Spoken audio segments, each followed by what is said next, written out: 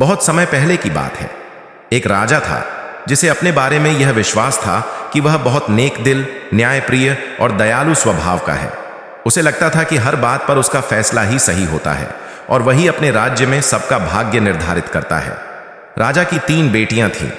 एक दिन उसने अपनी बेटियों को बुलाकर कहा, मेरे पास जो कुछ भी है वह सब तुम्हारा है। तुम तीनों को जीवन भी मैंने ही दिया है। मेरी इच्छा से ही तुम्हारा भूत, वर्तमान और भविष्य तय है। तुम्हारा भाग्य बनाने वाला मैं ही हूं। राजा की 2 बेटियों ने शांत मन से उसकी बात मान ली, लेकिन तीसरी बेटी ने कहा, नहीं पिता, मेरा भाग्य आपके हाथ में नहीं है। मेरा भाग्य तो मैं खुद बनाती हूं। यह सुनते ही राजा गुस्से से भर गया।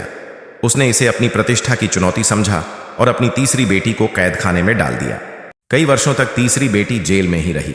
लोग सोचते थे कि जरूर उसने कोई गलत काम किया होगा, वरना कोई पिता अपनी बेटी को यूं कैद नहीं करता।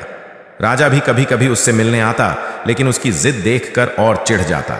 आखिरकार राजा ने तय किया कि वह बेटी को जेल से निकालकर जंगल में भेज देगा, जहां अपराधी और अवज्ञाकारी लोग रहते थे।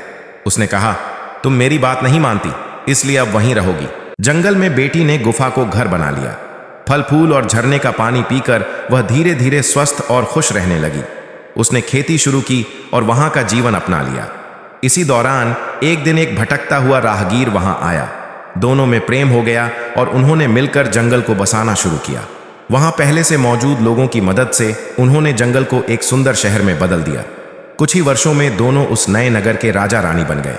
जब पुराने राजा को यह समाचार मिला तो वह हैरान रह गया और स्वयं उस जगह देखने पहुंचा। उसने अपनी बेटी को राजगद्दी पर बैठे देखा। बेटी ने उसका सम्मानपूर्वक स्वागत किया और अपने साथ हुए अन्याय की कोई शिकायत नहीं की। तभी राजा के मन में एक आवाज गूंजी, हर इंसान स्वयं अपना भाग्य बनाता है, कोई और उसका भाग्य तय नहीं कर सकता। राजा को अपनी गलती का एहसास हुआ। उसने तीनों बेटियों को अपने अपने भाग्य चुनने की आजादी दी और समझ लिया कि इंसान की सूझबूझ और कर्म ही उसके जीवन का निर्माण करते हैं।